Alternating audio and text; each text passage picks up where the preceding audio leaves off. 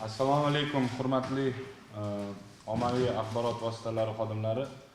Bugun matbuot anjumanimizni Paxtakor jamoasi yangi bosh murabbiyi Slavche Voyneski hamda jamoaning sport direktori Resmetovlar ishtirokida boshlaymiz. Matbuot anjumanimizni boshlashdan oldin iltimos mobil telefonlaringizni o'chirib qo'ysangiz yoki bezvuk rejimiga qo'ysangiz. Matbuot anjumanimizni boshlashdan oldin so'z navbatini umuman o'zi haqida va yangi rejalar haqida jamoa bosh murabbiyiga bermoqchiman. Mr. Slavche, please share your opinion about the new club in your career and what's your expectation from this season. Thank you. First of all, good morning to everybody. You will let me to speak English because as fast as I can learn Russian language first, because the Russian language and the Macedonia are coming from the Slovak group. And я понимаю мало по-русски.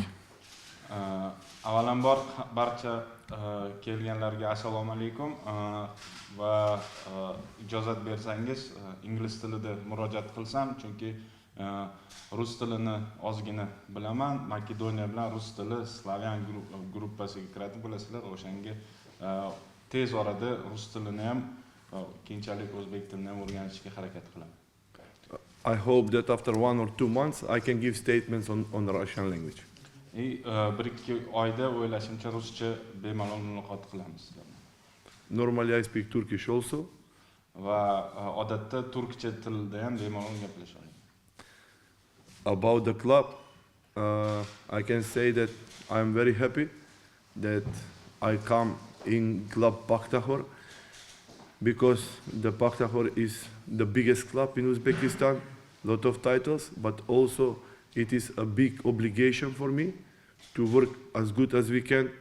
And normally we fight on the 3 fronts, and in all of 3 I want to be as successful as we can. Normally, as every year, this club is fighting for the title.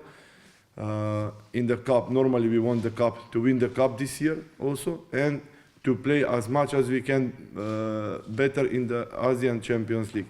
Normally, Super Cup is about 40 days after. Also, my obligation is to win this cup. Every coach, normally, who is coming in this kind of clubs, had big opportunity, but also big obligation to work as good as he can. O'ylashimcha Paxtakorga umuman kelganimdan juda ham xursandman va Paxtakor O'zbekistonning eng katta jamoasi ekanligini juda yaxshi bilaman va bunday bu kabi jamoalarda ishlash har doim ham oson emas.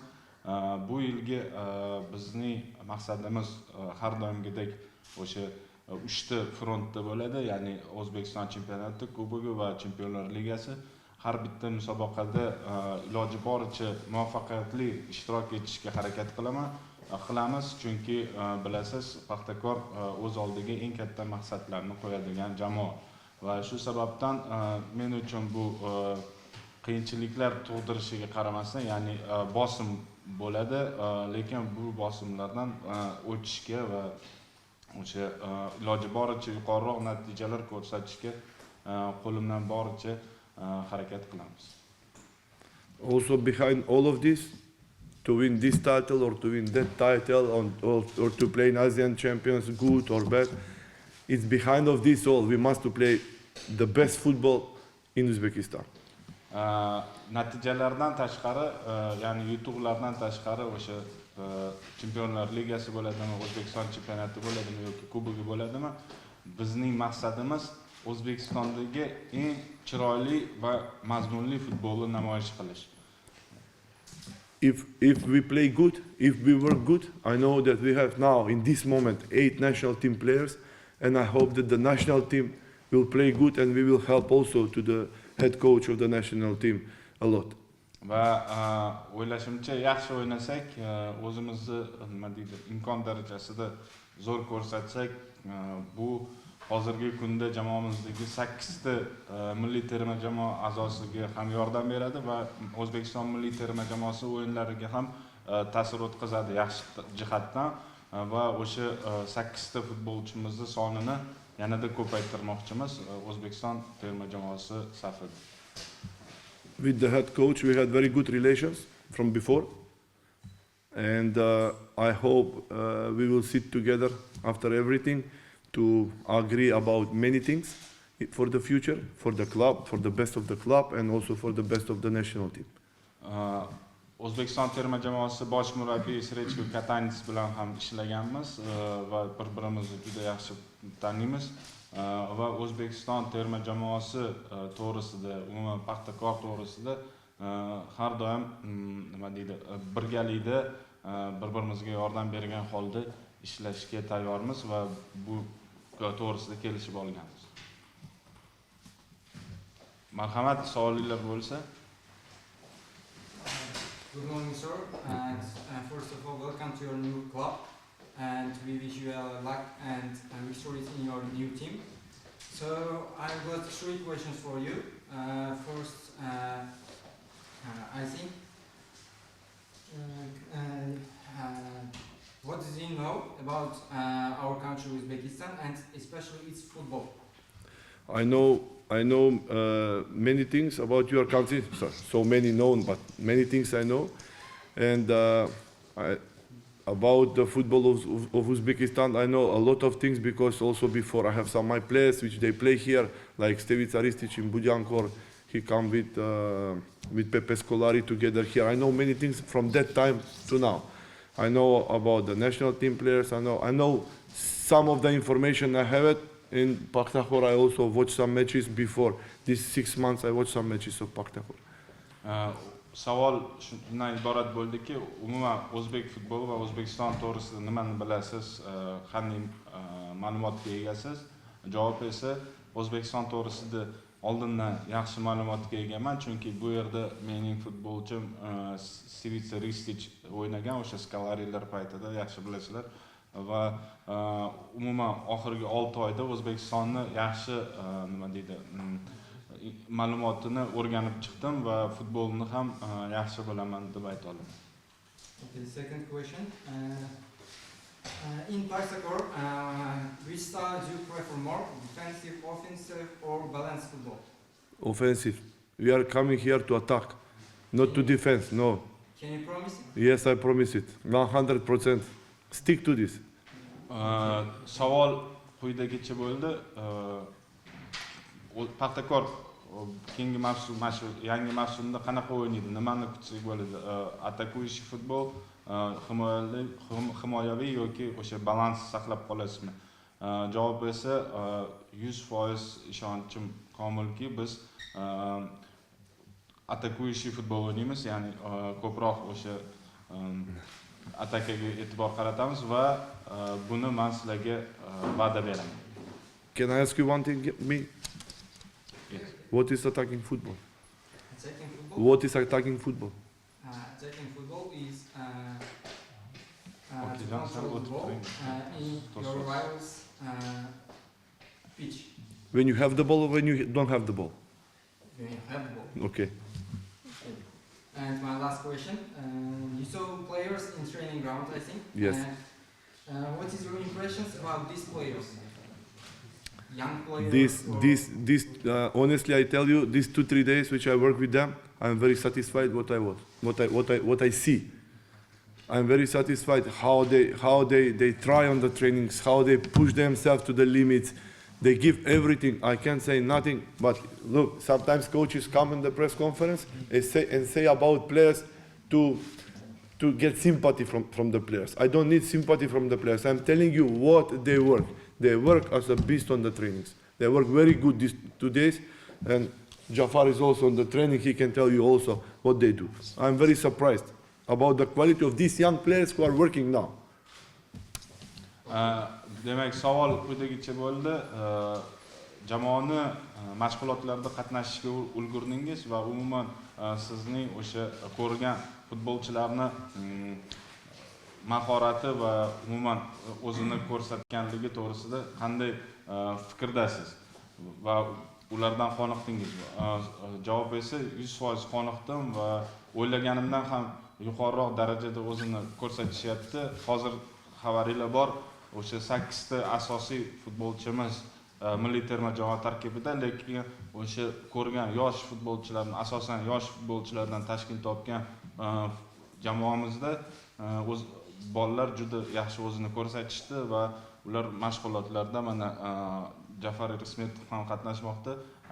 Gapimni tasdiqlaydi. Juda ham yaxshi o'zini ko'rsatishyapti va men kutgandan ham yaxshiroq ishtirok etishyapti. Okay, thank you very much. Thank you. Aytib o'tdingiz, Paxtakor jamoasini 6 oy davomida kuzatdingiz. O'zimni O'zbekiston haqida taassurotlarni 6 oy davomida kuzatib bordingiz. Paxtakor jamoasida eshitishimizga qaraganda byudjet qisqaradi va hozirda ko'rib turganimiz ko'pgina futbolchilar jamoani tark etmoqda. Endi siz tushunasizmi, jamoa avvalgi yillardagidek kuchli bo'lmaydi. O'zbekistonning qaysi ma'noda eng kuchli futbolchilarni o'zida jamlay olmasligini, balki asosiy e'tibor yoshlarga qaratilishini va bu orqali qaysi ma'noda natija ham qochishi mumkin. Ikkinchi savolim, o'tgan yili Lokomotiv jamoasiga Mikael Sikera portugaliyalik murabbiy kelganda ham o'zini katta maqsadlarini aytgandi, lekin yakunda championat yakunlanmasdan jamoani tark etdi. Bunga sabab u Lokomotivda qariyb bir davra davomida o'zini tizimini tuzdi. Endi jamoa shakllangan vaqtda qaysidir sabablarga ko'ra jamoa tark etdi. Sizda ham bu holat takrorlanmasligiga qaysi ma'noda ishonch yoki shu holat bo'yicha fikringiz qanaqa? So birinchi savolni to'g'risida in this year we know that Paxtakor lost some players and the budget will be the different with the budget of last year. So it means that maybe Paxtakor will be not enough strong like in last year. So what do you expect from that, and will it, for example, maybe cause to the results, and you will be not satisfied at the end of the year? And how do you think about this situation? Because some of the leaders leave the team, and what can you say about that? Okay, we must to agree, everybody, that we live in the corona crisis first. In this corona crisis, you know the effects of corona to the economy and to the budget of the clubs in the football. It's not so easy to manage with the club in this kind of crisis. I know what struggle this management have. I know about some players that they go, but I hope that we will find good solution, appropriate solution about these players who go out of the club, and with good work, I hope that on the end we will be smiling, everybody, that we smile about this, that we will be happy. O'zi umuman olganda hozir dunyo futbolida shunday tendensiya kuzatilyaptiki, o'sha koronavirus tufayli juda ham klubni nima deydi, boshqarish juda ham qiyin bo'lib qoldi. O'zi butun dunyoda shuni ko'rishimiz mumkin va bu kabi vaziyatlarga biz moslashib borishimiz shart. O'ylashimcha, bilaman, yaxshi futbolchilar, jamoa yetakchilari tark etdi jamoani, lekin shunga qaramasdan yaxshi futbolchilar, qolgan yaxshi futbolchilarni olib qolishga erishdik va yana seleksiya orqali ba'zi bir futbolchilarni jamoamizga qo'shib olamiz. O'ylashimcha, to'g'ri ish olib borsak, mavsum yakunida biz hammamiz xursandchilikni yakunlaymiz. Ikkinchi savolingizga keladigan bo'lsam, yo'q, ikkinchi savolingizni jamoa bosh murabbiyiga bermaymiz, chunki bu boshqa klub to'g'risida ketyapti va Sikeraga umuman aloqasi yo'q. Marhamat.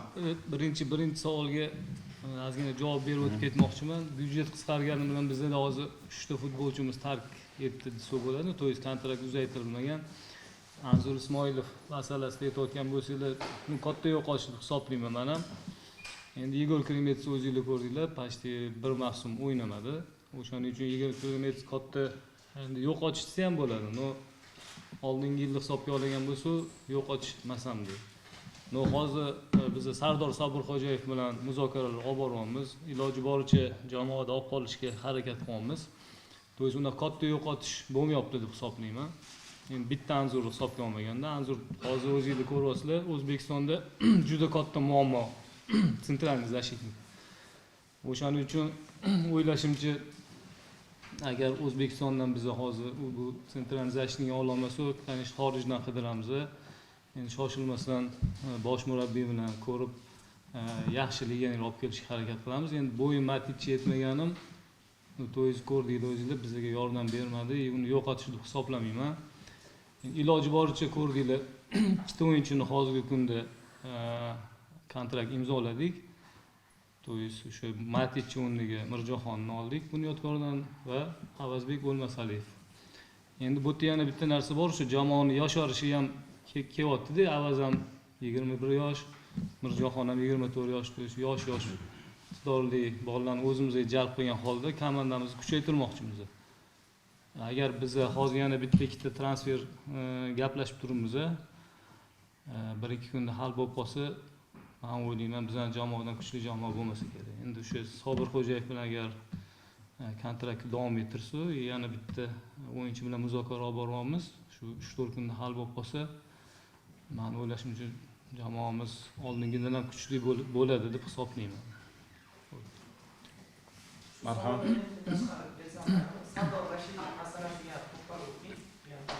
Endi Sardor Rashidov masalasiga to'xtalib o'tamiz. Albatta, biz bilan hozirgi kunda jamoa bilan shug'ullanyapti, muzokara olib boryapmiz. Endi bosh murabbiy agar uni xohlasa, конечно, bizda qolish nimasi katta ehtimol. Endi bizda baribir o'zingizlar bilasizlar, Sardor Rashidov o'ynaydigan qanotlarda o'yinchilarimiz bor. Xolmatov, Erkinov, Turg'unboyev, Hamdamov. Sardor ham juda bizga kerak. Endi u yog'ini bosh murabbiy o'sha bizda ehtimol bor qaysidir qanotdan kimdir ketishi. O'sha holatda Sardor bilan kontrakt tuzamiz deb o'ylayman agar. Birinchi kun bosh murabbiyimiz aytishi bo'yicha Sardor juda katta talant, juda yoqdi, sirazi u to'g'risida gap ketdi.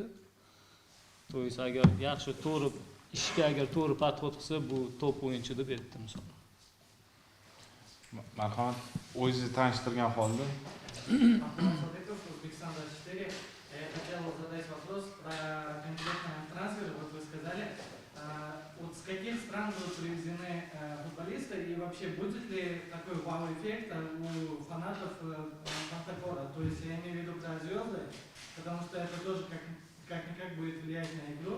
И второй вопрос заключается, какой потенциал выиграть Лигу чемпионов Азии в этом году, вообще у Paxtakora? Вопрос кому? Тренеру. So the first question, can we expect some stars and who can be make wow effect to the fans? And the second, how about the potential? How we can count the potential of the team to win the Champions League? We're still working in the club. We're still working on the potential new players. We can say we can secure some of the players who will be wow effect on the team.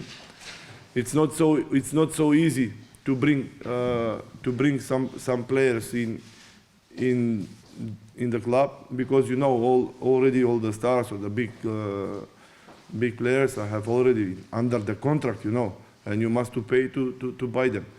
So it will be not easy. We are hard working with the management of the club, with Jafar, with Sabor, and everybody in the club. We are working to find solution. As I told you, maybe we can take some players from Europe, but advantage have Asia. We will see what it will be happen. We cannot promise anything before. I'm already 2-3 days in the club. You must leave me a time to watch, to communicate with the club management, to communicate with some outside managers, to see what we can do the best for the Paxtakor. Значит, savol quyidagicha bo'ldi. Umuman muxlislar yaxshi transfer legioner yoki masalan yulduz futbolchini kutsa bo'ladimi jamoa tarkibida? O'sha muxlislarni wow effektga keltiradigan, shuni yoqadigan futbolchi. Javob esa bilasizlar, yulduz futbolchilar asosan birinchi navbatda ko'pchiligini kontrakti mavjud. Ikkinchisi esa hozirgi kunda biz o'sha boya aytib o'tganimizdek yaxshi seleksiya ishlariga qo'l uryapmiz, ya'ni qidiryapmiz. Mavsum boshlanishiga qadar balkim o'sha jamoamizda yana 1-2 yaxshi futbolchilar paydo bo'lishadi. Lekin bor o'sha futbolchilarimizdan iborat jamoamizni o'sha muxlislarga yoqadigan o'yinni o'shalardan ko'rsatishga harakat qilamiz. Va hozir men jamoaga kelganimga atigi 2-3 kun bo'ldi. Shu sababdan yana ozgina muhlat kerak, vaqt kerak, yaxshiroq o'rganishimizga, chunki hozirda o'sha jamoaning menejmenti bilan, o'sha yordamchilarim bilan, jamoa sport va texnik direktorlar bilan va boshqa jamoaning a'zolari bilan ish olib boryapmiz. O'ylashimcha, to'g'ri yo'nalishda ketyapmiz. Shunga ozgina vaqt bo'lsa, mavsum boshlanishidan oldin bu savolingizga javob olasiz. Yana bitta narsani qo'shib ketmoqchiman, uzr. Wow effektdan ko'ra hozir bizga kачество kerak, chunki o'zingizlar ko'rdinglar, masalan, o'sha Derdiyo'kam juda kuchli futbolist bo'lgan. No, bizga misol Dragon Cheranga o'xshagan, to есть foydasi tegan futbolchini qidiryapmiz. Balki bu wow effekt bo'lmas, no bizga главныйsi jamoamizga qo'shilib yordam beradigan futbolchi kerak. O'shanga o'ylayman, unaqa transfer kutmasanglar ham bo'ladi, chunki hamma o'sha wow effektlar to есть tugatgani keladi, ular futbol o'ynagani kelmaydi. Liga chempion bo'yicha endi hozirgi kunda oldinchi komandan jamoani shakllantirib olsa, o'shanga qarab meni o'ylashimcha bosh murabbiyni mahorati yo'q, liga chempionatda iloji boricha o'sha eng yaxshi natijamizni takrorlash va undan yuqoriga chiqish vazifamiz bor. И какой у вас второй вопрос был? Ну, про Лигу чемпионов. Будут ли, ну, вообще, какой потенциал? What kind of potential we have in Champions League? I go further with the first question a little bit. If you ask me, and the management, they will tell you that in these 2-3 days here I sleep only 4 hours. Only 4 hours, and all the time I'm working. All the time I'm in the club, or after I go in the apartment, and we work together all the time on the line with the phones, etc. to find appropriate solution for the Paxtakor. To have good presentation, how in the domestic championship, so also in Champions League in Asia. So it is not so easy to speak before, we don't know the group, we don't know everything. When the group come out, then we can discuss, we can make analysis, and until to then, I will have a lot of information about our team. We will pass some matches, and then when you pass some matches, you will have much more information, because if 2-3 players go out from the team, and you bring some new 2, 3, 4, 5, some come back from the outside of Uzbekistan, they come into the Uzbekistan football. It's not so easy. This is not the same information before I have. There is no same information or analysis that I made it. So leave it this for the champions of League of Asia to discuss after the group when we go out. Demak, boyagi savolga javob davomi, masalan, o'sha O'zbekistonga kelganimda 2-3 kun bo'lgan bo'lsa, atigi 4 soat uxladim.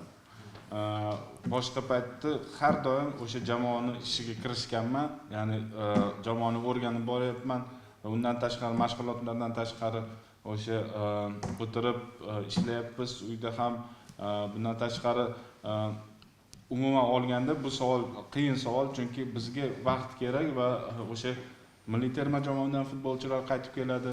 Bundan tashqari masalan biz hozir xorijdan balkim futbolchi olib kelishimiz mumkin, lekin ular O'zbekistonga kelgandan keyin o'zini qanaqa ko'rsatadi, nima o'yini qanaqa bo'ladi, uni bilib bo'lmaydi.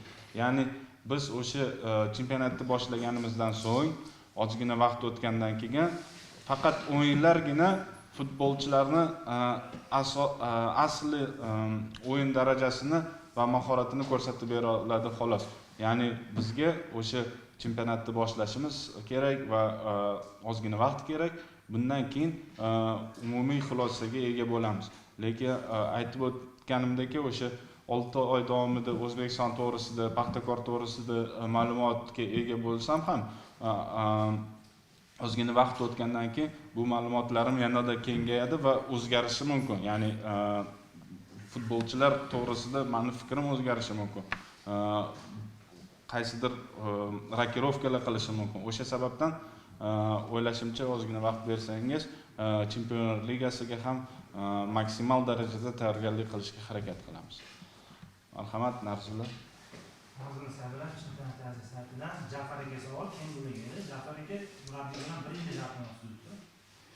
First question is to Jafar. Bir yilga the question to Jafar. Bir yilga tuzilgan, yana nima deydi, prolongatsiya bilan, to есть yana davom ettiramiz. 6 oydan keyin yana o'tirib gaplashiladi. Hozircha bir yilga kontrakt tuzildi. Endi ikkinchi nima dedingiz yana? Maqsadimiz trener oldiga aniq maqsad bor. Har bitta O'zbekiston ichidagi har bitta chempionatlarni yutish, to есть super kubok bo'ladimi, chempionat bo'ladimi, kubokmi. Paxtakor o'ziga boshqa anaqani qo'ya olmaydi. Nima deydi? Zadacha qo'ya olmaydi boshqa, chunki faqat yutuv. Murabbiyning oldini ham, естественно, shu hammasi. Misol shu 26-yilda boshlangan super kubokdan boshlab endi to'g'ri da ichki musobaqalar shu aytganimizdek Chempionlar ligasida dostoyniy o'yin ko'rsatish. Chunki rezultat to'g'risida gap ketmaydi bu yerda. Biz hali soperniklarimizni ham bilmaymiz. O'zingizlar bilasizlar, alxilol bor.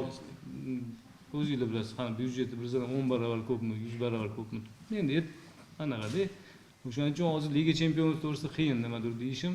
Liga chempionati zadachi iloji boricha chiroyli o'yin ko'rsatib, O'zbekiston o'sha baribir O'zbekistonning yuzi-yu bu.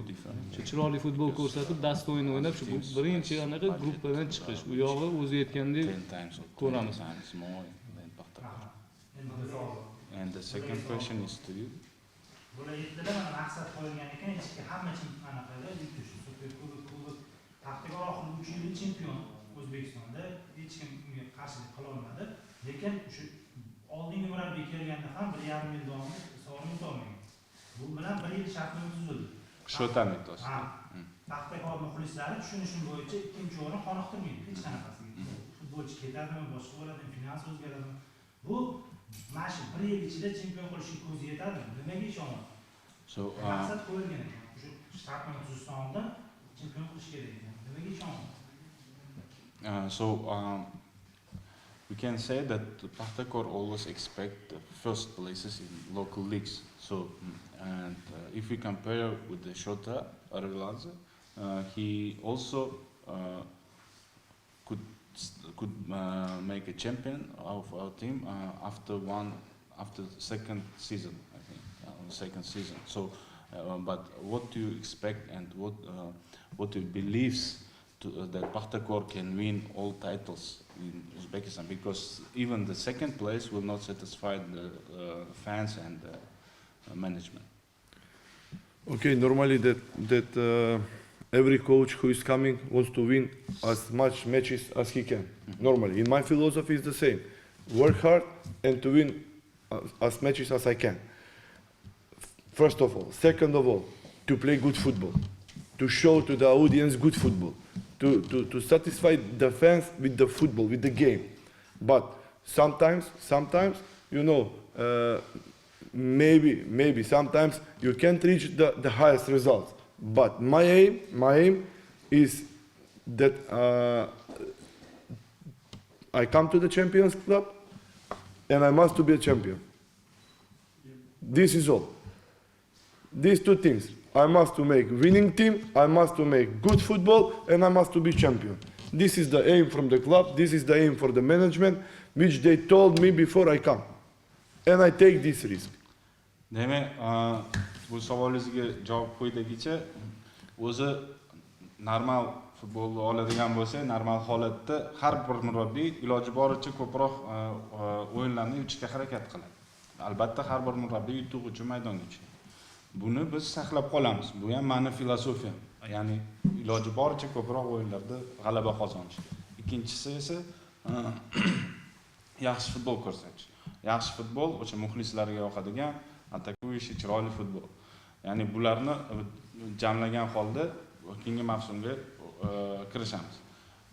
Bundan tashqari esa Paxtakorga kelishimdan oldinoq men qanaqa jamoaligini, mendan nima kutishligini va chempion jamoaga kelayotganimni juda ham yaxshi bilardim.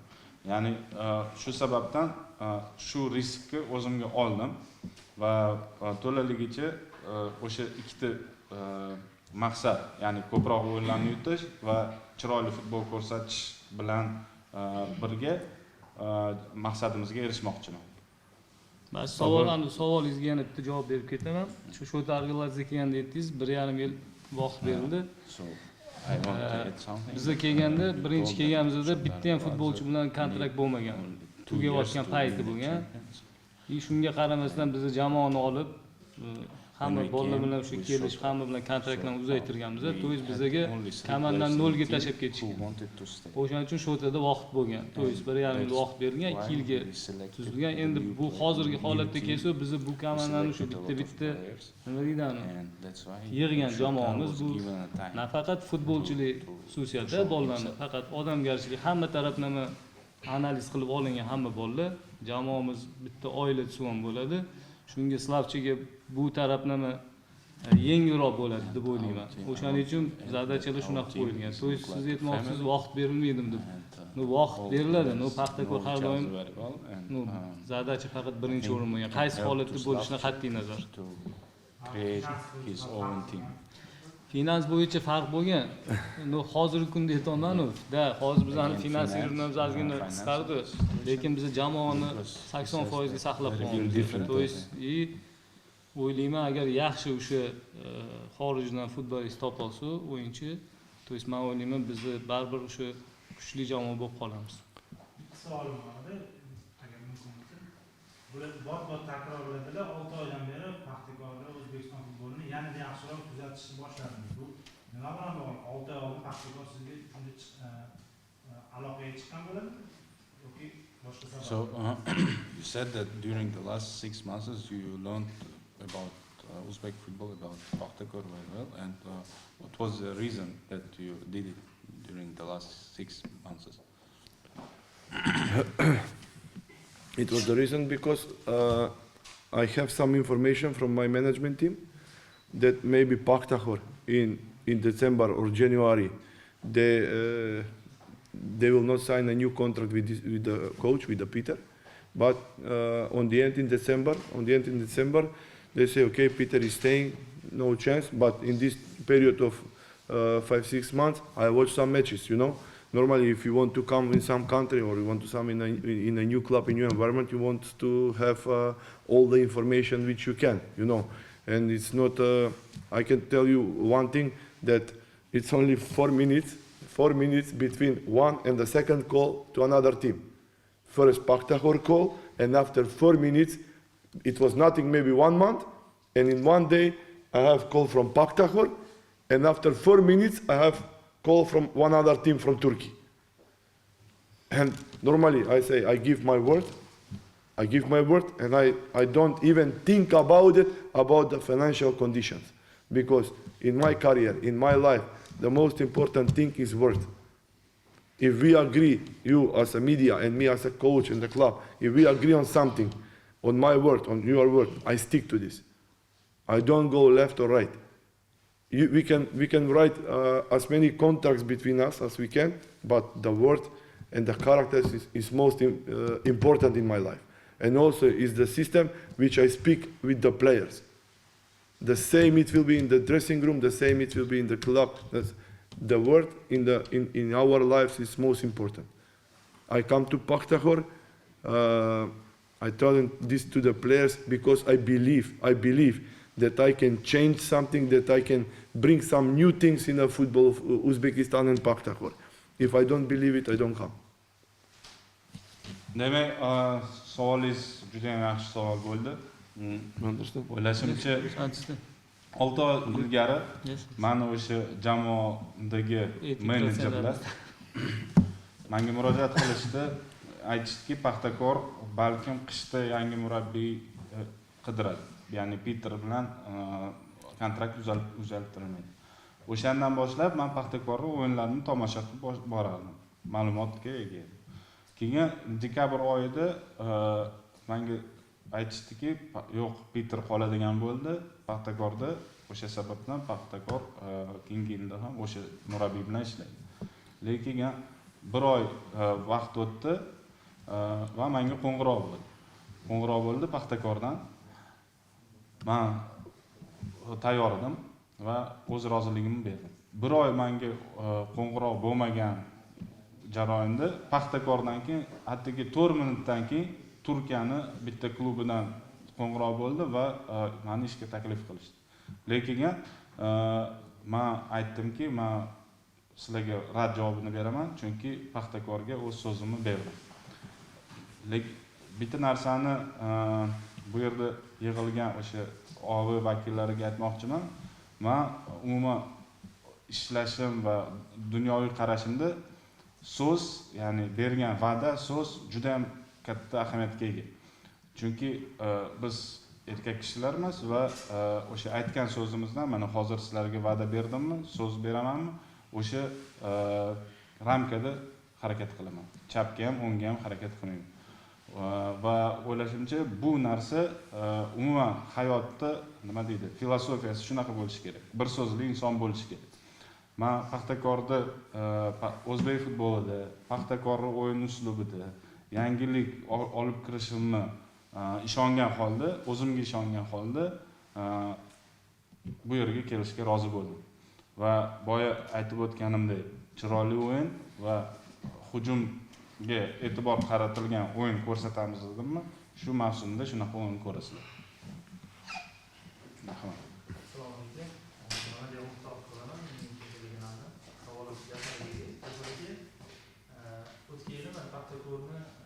O'yinchilarning oylik maoshi e'lon qilinganda katta shov-shuvlarga sabab bo'lganda, mana bosh murabbiy aytib o'tdiki, 6 oy oldin javob berdi, ko'rishni boshlagan. O'sha paytda klubdan chiqishgan ekan.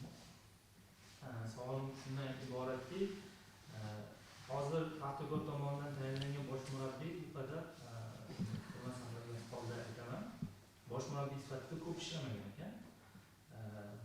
Bu 6 oy davomida balkim o'zimizdan ham o'sha moliyaviy jihatdan Paxtakorni yoshartirish vazifa qo'yilgan bo'lsa, o'zimizdan ham mutaxassislar vaqti yetarli bo'larmi degan savol qo'ymoqchiman va bitirib qo'yishlarni shartnomasi tugab orada bir davom ettiraman degan sababi o'sha moliyaviy jihatdan qanaqadir kelishuvlarga erishib keyin kelisha olmagan holdami, nima bo'ldi demoqchiman. Kelishishning asosiy sababi aytib o'tdi, dekabrda bo'ldi, plyusda qoladi degan gap bo'lgan ekan.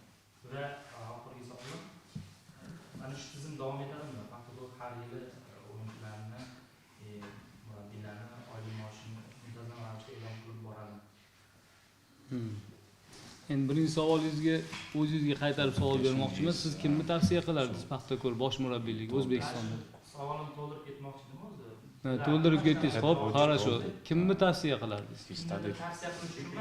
He started to learn Paxtakor 6 months before. Endi hozirgi kunga kelib barcha bizani o'zbek murabbiylarimiz band, hammasining kontraktlari bor deylik.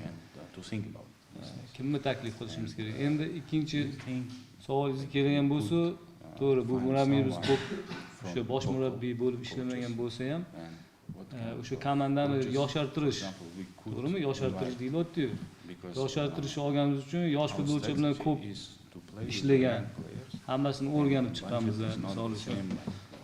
Keyin o'sha Turkiyaning jamoalarida ham ishlagan bosh murabbiy bo'lib. Biz hamma narsani o'rgangan holda bu murabbiy bilan aloqaga chiqdik va 1 yil muhlatda kontrakt imzoladik. Uchinchi savolingiz nima edi? Kontrakt maosh e'lon qilish endi bu rahbariyatga berilgan savol. Nima desa bo'ladi? Bizdan boshqa hech kim e'lon qilmadi. Endi maoshlarga kelgan bo'lsa, bizni masalan top jamoalar to'g'ri tushunishinglar kerak. Bizni O'zbekiston miqyosida to'g'ri, balkim maoshlarimiz katta deb hamma ko'p gap bo'lib ketdi. No, bizni kim bilan raqobatlashamiz? Bizani futbolchilar deylik, Odil Hamrabekov, kuchli futbolchilarimiz, Igor Sergeyev, oddiy Qozog'istonda bizdan 2 barobar ko'p maosh to'layapti. Bizni qanaqa raqobatlashimiz kerak ular bilan? To'g'rimi? Futbolchilarning umri qisqa bo'ladi. 35, mana 37 ga o'ynayapti. No, hamma ham o'ynamaydi ungacha. Futbolchi shu faoliyati davomida o'ziga zaxira qilib olish kerak. Ertaga hech kim yo sport direktori, yo tam milliy jamoaga trener bo'lmaydi yoki hamma ham bo'la olmaydi. Shuning uchun biz futbolchilarni to'g'ri tushunishimiz kerak. Katta mashovatda o'ynamaydi. O'ynash uchun avvalambor sharoit yaratib berish kerak. O'sha ko'p gapirilgan narsalarimiz bor, maydonlar. To'g'rimi? Futbolchini so'kamiz. Qaysidir maydonga boramizda hozir hech kimni xafa qilmoqchi emasman. Biz o'zimizni o'ynamoqchi bo'lgan futbolni atqadid qilamiz. To'yiz pole подстраиваться qilamiz. O'zimizni futbolni o'ynash o'ta juda qiyin. Misol uchun-da, men shunaqa holatga duch keldim. Dubldagi o'yinchilarimiz o'yinga tayyorgarlik ko'rayotgan jarayonda hali to'p bilan muloqot qilmagan holda o'yinchimiz jarohat oldi. Yugurayotgan holda. Biz hozir aytamiz, o'sha o'yinchi Olimpiya jamoasiga nomzod. Olimpiadaga chiqmoqchimiz. Qanaqa chiqamiz? Misol uchun-da, bizani to'g'ri yugurib ketayotgan o'yinchimiz oyog'ini qaytaryapti-da, o'yinda o'ynamayapti. Tushunasizmi? O'shaning uchun futbolchilarning maoshini har deb gapirish bu noto'g'ri deb hisoblayman. Bizlar raqobatlashamiz-da, misol uchun xuddi o'sha o'yinchimiz Koreyaga borsa 2 barobar ko'p to'layapti. Nima qilish kerak? Конечно, maoshni ko'tarishimiz kerak, iloji bo'lishi. Bizni tushirishga harakat qilishimiz kerak emas maoshlarni. Warm up session. Take aytmoqchi bo'ldimki, o'sha rahbariyat kelishi bilan bekorga mana maoshlarni e'lon qilmadi. Haftalarda mana oylik olyapti.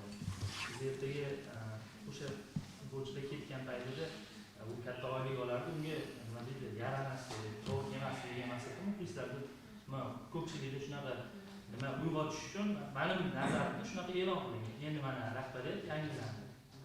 Mana yangi mavsumda mana shunaqa o'zi ham eski rahbariyatning maoshini yangi rahbariyat e'lon qildi. O'zlari ham yangi nimani mavsum davomida o'sha maoshni ro'yxatini e'lon qildim va Peter Huystra haqida ham gapirib o'tdingiz. Qanaqa bo'ldi maoshga o'sha yangi shartnoma ko'rsatilgan maoshga ko'nmadimi? Meni o'ylashimcha bu yerda ko'proq maosh masalasi emas, Peter Huystraning o'zini qanaqadir planlari bo'lgan bo'lishi mumkin.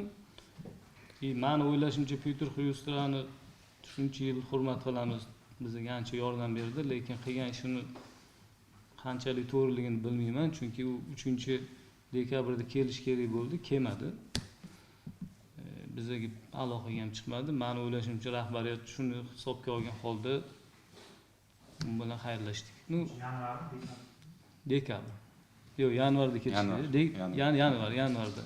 Uzr, adashdim. Yanvarda kelish kerak. Shuning uchun shunaqa bo'lib qoldi. Yaxshi o'sha bizni kimnidir qaraganmiz. Shuning uchun Slavche bilan aloqaga chiqib, bunga ham katta rahmat. Shu aytayotdi-yu, variantlar bo'lgan taqdirda ham so'z bergani uchun bizga qarab keldi. Endi o'sha futbolchilar maoshlarini u yangi rahbariyat hal qiladi. Siz aytgandek e'lon qilamiz ham. Lekin to'g'ri, maoshlarda ozgina orqaga qaytish bor. Bizda o'sha tuzib qo'yilgan kontraktlarimiz bor. Ularni biz hech qanaqasiga orqaga qaytara olmaymiz. Lekin bitta narsani aytib o'taman. Maosh katta bo'lgan jamoalarda любой jamoani oling.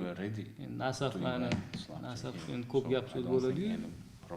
O'ynaydi. Просто men aytmoqchiman. O'sha yerda rezultat bo'ladi. Chunki shu aytganimdek futbolchilarning umri qisqa. Ular o'sha mablag', o'sha bonusi bor. Misol uchun o'shanga qarab, nimaga aytsangiz, u futbolchi ertaga Qozog'istonga o'tsa bizdan ko'p to'layapti. Ertaga Tojikiston ham ko'p to'lashi mumkin-da, misol men bilmayman. No, конечно, futbolchi ketadi ertaga. Kim bilan raqobatlashamiz? Top o'yinchilarimizga конечно pul to'lash kerak. Faqat toplarga emas, hammaga to'lash kerak. Pul bor joyda futbol o'sadi, meni fikrim bu. O'zingiz eslang. Bunyodkorda pul paydo bo'lganda qolganlar tortildimi? Championatimiz saviyasi o'suvmi o'shanda? O'sgan, to'g'rimi? Paxtakor hozir misol o'sha 3 yil davomida baribir o'sdik-ku ozgina bo'lsa ham. Futbolchilarning maoshini tushirish bilan futbolimizni ko'tarib bo'lmaydi. To'g'risi, men anaqa emas. Prosta hamma top futbolchilarimiz ertaga ketib qoladi. Keyin bu yerda yana bitta sabab bor. O'sha shaffoflik, nima deydi, siyosatini olib borish. O'zi o'sha paytda yana bitta maqsad, o'sha bilasizlar, viloyatlarda va ko'p joylarda yosh bolalarni o'ynashiga ota-onalar ham qarshilik ko'rsatishadi. Ya'ni ishlagan futbolchi bo'lib nima bo'lasan boshqa degan ma'noda. Va shu oyliklarni iloji boricha ko'proq inson ko'rib, agar o'shanaqa yaxshi bolasi bo'lsa, talantli bolasi bo'lsa, ko'proq shu futbolga olib borib, futbol bilan shug'ullantirish maqsadi ham yo'q emas edi. Ya'ni ko'proq odam mana futbolda shunaqa pul bor ekan. Bolam bersam, ertaga futbolist bo'ladi deb bilasizlar, chunki yoshlar futbolida oxirgi payt sal oqsab qoldik. O'sha sababdan ham ko'p sabablardan bittasi shu ham edi. Marhamat, savollar bo'lsa. Jafar aka savol bermoqchi. Assalomu alaykum. Otabeklarman, inson kanalida. Jafar aka, oxirgi yillarda Paxtakor asosan xorijiy murabbiylarning xizmatlariga murojaat qilyapti.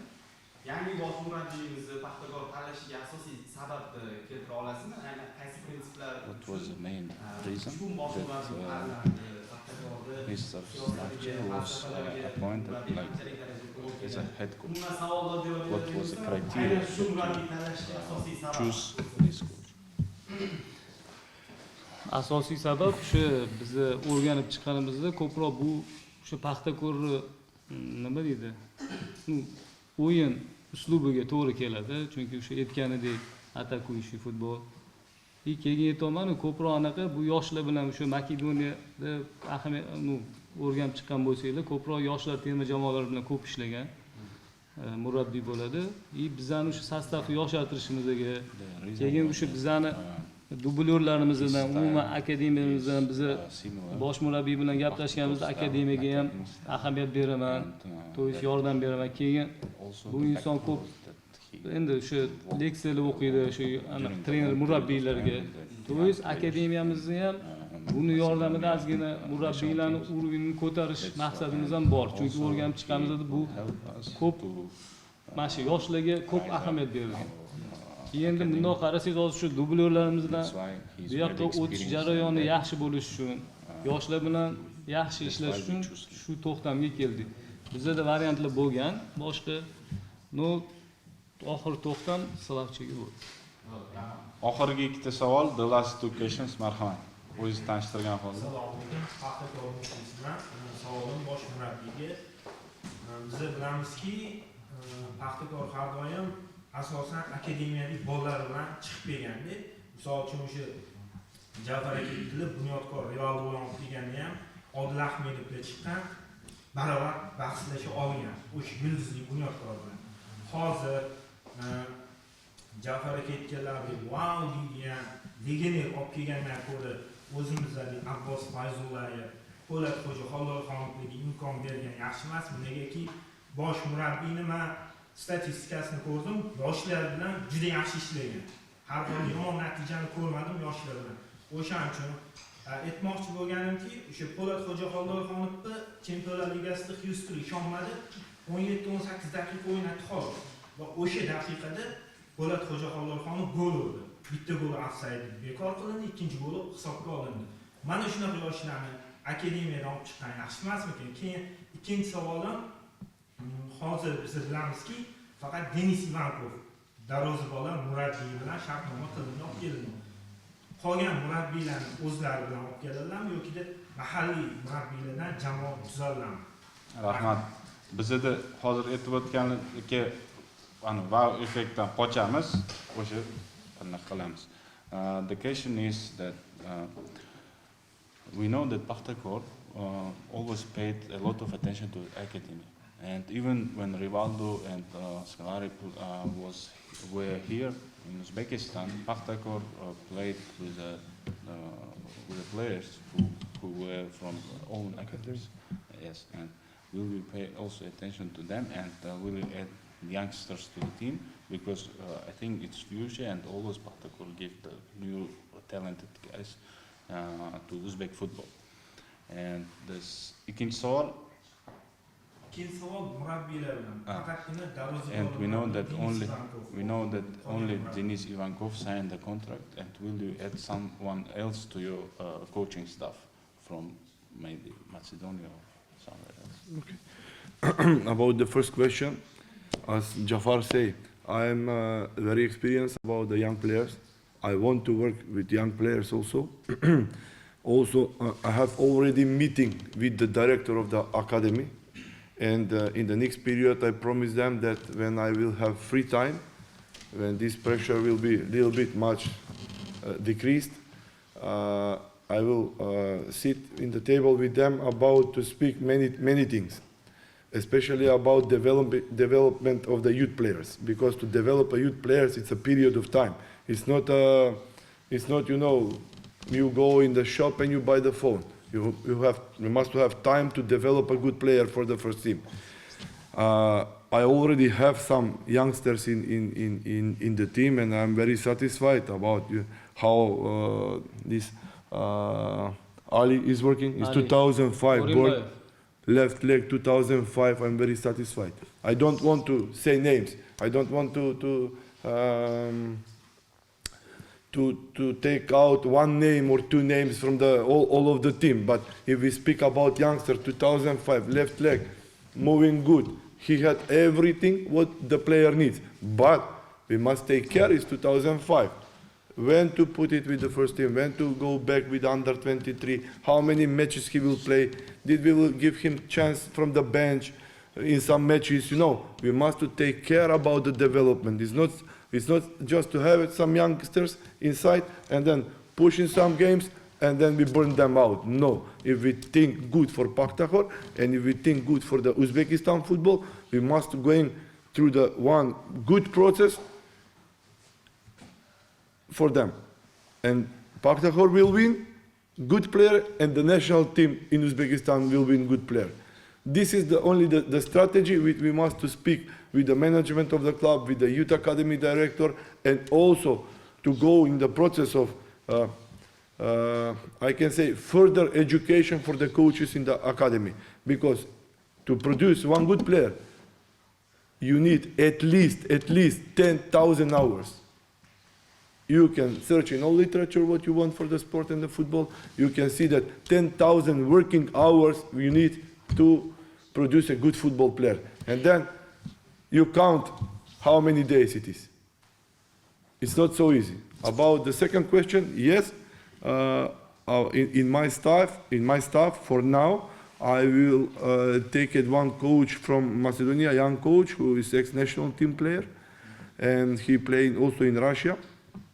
Now he is coaching, and his name is Nikola Karchev. And the second guy who is already here with us, his name is Dunyajan Çiçekverdi. He comes from Turkey, from Ankara. We collaborate together in Turkey in Gençler Birliği. I know his abilities. And he will be responsible for the performance and analysis of the team. Demek savolingizga javob quyidagicha bo'ldi. Dunyajan is already here between you, sitting there. Demek javob quyidagicha bo'ldi. Umuman olganda aytib o'tganimizdek, men yoshlar futbolida juda katta tajribaga egaman, ishlaganman yoshlar bilan va o'zimga ham bu jarayon yoqadi. Bugunga kelib o'sha imkon bo'ldi, akademiya direktori bilan o'tirib gaplashdik va iloji boricha shu vaqtim bo'lgan sari men akademiyaga ham yordam berishga harakat qilaman. Umuman olganda yosh futbolchilarni, talantli futbolchilarni yetkazib berish jarayoni juda ham murakkab. Bu biron bir do'konga borib telefon sotib olishdek gap emas. Ya'ni biz juda ham murakkab jarayondan o'tishimiz kerak. Ya'ni bunga vaqt kerak. Vaqt esa biz hisob kitob qilganda bitta yaxshi futbolchi yetishtirish uchun akademiyaga 10,000 soat ish vaqti kerak. 10,000 soat. Endi hisoblab ko'ring, necha kun, necha oy va necha yil bo'ladi. Va hozirgi kunda esa jamoamizning asosiy o'sha tarkibida boshqa shug'ullangan jamoamizda masalan Ali O'rinboyev aytib o'tishim mumkin. Men ismlar bo'yicha kimnidir alohida ta'kidlab o'tmoqchi emasman, lekin 15 yoshli, ya'ni 2005-yilda tug'ilgan bola uchun men hozir aytaman, chap oyoq hamma juda ham talantli o'yinchi va hamma imkoniyatlari bor o'zbek futbolining yulduzi bo'lishi. Lekin unga vaqt kerak. Va biz hozir uni asosiy tarkibda tushiradigan bo'lsak, va o'sha yoshining navbatga olgan holda balkim travma olib qolib, karyerasi ham tugab qolishi mumkin. O'shaning uchun balansni saqlagan holda sekin-sekin to'g'ri jarayonni olib borsak, to'g'ri ish olib borsak, O'zbekiston milliy terma jamoasiga ham, Paxtakorga ham o'sha talantli va yaxshi yosh futbolchilarni yetishtirib bera olamiz. Lekin bu yerda juda katta o'sha aytib o'tgandek risk bor. Qaysi paytda tushirish kerak, qancha o'yinga tushirish kerak, buni to'g'ri taqsimlagan holda qilishimiz shart. Ikkinchi savolingizga keladigan bo'lsam, ikkinchi savolingizda ikkita murabbiy menga yordam beradi. Ya'ni bu o'sha Makedoniyada o'ynagan terma jamoa a'zosi, hozirgi yosh murabbiylardan biri. So your assistant from Macedonia is Nikola Karchev. Va u yaxshi tajribaga ega futbolchi sifatida va hozir yosh murabbiy, imkoniyatlari keng darajaga ega murabbiy. U menga yordam beradi. Va ikkinchi meni yordamchim turkiyalik mutaxassis Dunyodan Chechakverdi orqalarida o'tiribdi. Bu inson o'sha ko'proq analiz uchun fizpodgotovka va analizga yordam beradi. Va oxirgi savol, marhamat, the last question please. Also wait. Also I have my right hand Jafar on the pitch, you will see also, and you will see Sabor also on the pitch with me. Don't be surprised if you watch them how they work on the pitch. Va hayron qolmanglar, o'sha agar polada ko'rib qolsanglar bilan. Assalomu alaykum. Javoblaringiz sportchi saytlarini, futbolchilarni o'zbek futbolida Paxtakor futbolchilarini kuzatdingiz. Ular nimaga qodirligini oz-oz bilasiz. Siz ko'rsatmoqchi bo'lgan futbolni mana shu futbolchilar qilib bera oladimi yoki ya'ni 2-3 ta o'zimizga mos keladigan transfer kerak bo'ladimi? O'ylashimcha bu savolga javob bo'ldi-ku transferlar to'g'risida. Hozirgi futbolchilar trenerlar uslubiga tushadimi degan savol. Endi 3 kun bo'ldi kelganiga hali 6 oy kuzatildi. Okay. So the question is you already answered, but anyway, you've seen a lot of games of Paxtakor, and you started to even 2-3 days.